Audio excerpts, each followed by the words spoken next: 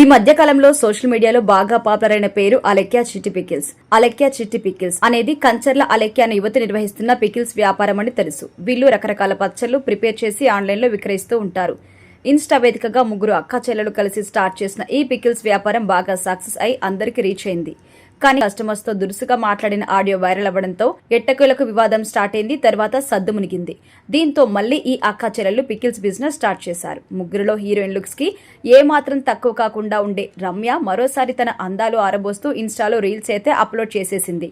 తాజాగా రమ్య తన ఇన్స్టా ఖాతాలో ఒక హాట్ వీడియో అప్లోడ్ చేసింది. బాత్రూంలోకి వెళ్లి బట్టలు తీసేసి తన జబ్బలు వీపు భాగాన్ని చూపించింది. ఈ వీడియో చూస్తూ కుట్రాలకి మెంటలెక్కిపోతుంది. అయితే రమ్య ఇలా చేయడంపై తీవ్ర వ్యతిరేకత వస్తుంది.